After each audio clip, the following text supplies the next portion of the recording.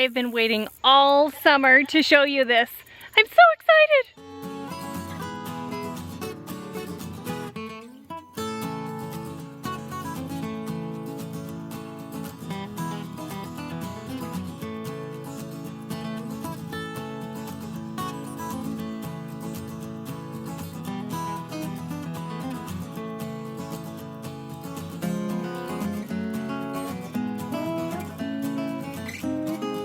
They're Luffa Gourds!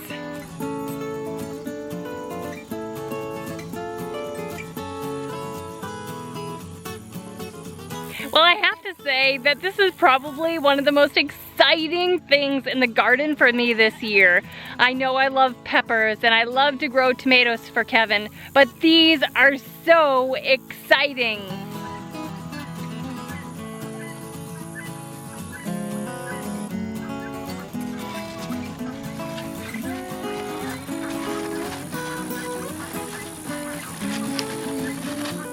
Last year I grew a lot of Luffa Gourds, and I decided this year I was gonna plant 10 Lufa plants just to see what I got. I was super discouraged because as the summer progressed, I saw nothing. But just like last year, out of the blue in September, I saw the vines just taking over the entire garden. And all of a sudden, as I was paying attention, I saw the beginnings of Luffa Gourd here and the beginnings of a Luffa Gourd there. And now when I come out to the garden, everywhere I look, I can count like 5 Luffa Gourds. Every place that I looked. Not just 5 total, but 5 at every glance. They're everywhere, and I'm so excited. This year, I know a lot more about Luffa Gourds. I want to show you what they look like, their development stages, and talk about them. I hope you're as excited to learn about them as I am to be growing them and to show you. And let's just get started. Woohoo! 1, 2, 3, 4, 5, 6. And they're even making their way up the tree. Luffa Gourds are part of the cucumber family, but they have a really long growing season. I've seen anywhere from 150 to 200 days needed to grow Luffa Gourds. So if you want to try them and you have a short growing season, I suggest that you start the seeds inside or in a greenhouse ahead of time, probably 4 to 6 weeks ahead of time, similar to what you would do for other cucumber plants. The male and female flowers come out separately, similar to other cucumber and squash plants. This right here are male flowers, and you can see they have a really pretty, almost rosette of flower buds, and then this one is actually starting to flower.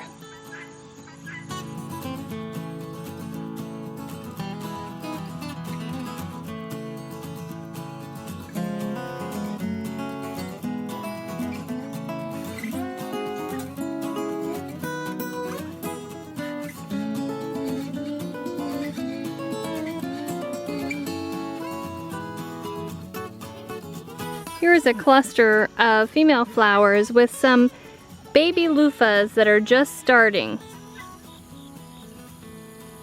Once the little flowers open on top of the baby loofahs, they'll be pollinated hopefully by the male flowers, and a Luffa gourd will grow there.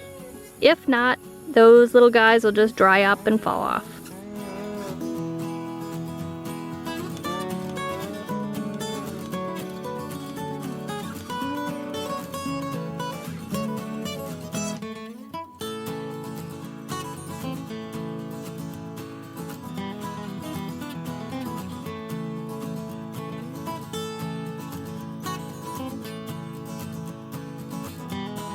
When planting Luffa Gourd baby plants, you want to plant them outside at the same time you would plant cucumber plants or tomato plants, pepper plants, that type of thing, when it's definitely warm and well after the last frost of the season. Loofah plants are very susceptible to frost. Once the first frost comes, the plants will die back very quickly, and regardless of the stage of maturity of your Luffa Gourds themselves, you'll want to cut them off and bring them into the house before the first hard frost. Here's an example of a baby Loofah just starting. To me, they look like Armenian cucumbers. Loofahs are actually edible. Did you know that?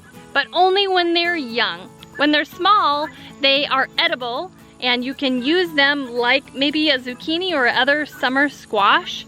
It's actually very popular to use this kind of gourd when it's early in Indian dishes, Chinese dishes, and some Vietnamese dishes. And here are some loofahs that would be great for eating. They're probably even a little bit small, but definitely still immature enough that they wouldn't be fibrous inside. I have never tasted them, so I can't tell you what they taste like or if they're really yummy. But when they get too mature, they get very fibrous on the inside, and that turns into your Luffa sponge. Luffa sponges are fantastic to use on the body instead of a washcloth. I use them to help wash dishes, wash my cast iron pans, and really any kind of household scrubbing. They're really great. These two loofahs right here are actually the size of a mature loofah. Now from here, these guys will probably stop growing and will inevitably turn yellow and squishy, and if left on there, they'll continue to die back and dry on the vine. I will be harvesting all of these regardless of their maturity stage right before the first frost. One advantage of the Luffa sponges is that when you're done using them, you can just put them right in your compost pile. To get the Luffa sponge out of the Luffa gourd, you can either harvest that while the Luffa is still on the green side, kind of mushy in the yellow stage, or when they're completely dried out. I've done them both ways, and I've actually done videos harvesting the Luffa out of the Luffa gourd, both in the fresh stage and in the dry stage. I'll put the links to those videos up here, but I will tell you that I absolutely prefer harvesting the Luffa sponge out of the Luffa when they're completely dry. On this side of the trellis tunnel, they're taking over as well, over by the green bell peppers. There's one. Here's one over here. That's actually getting squishy. Might be able to harvest that one soon.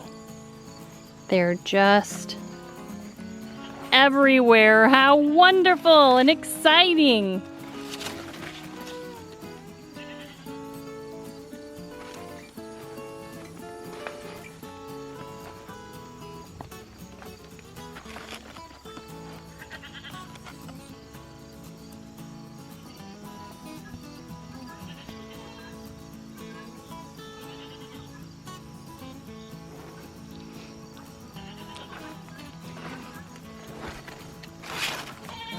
One, two,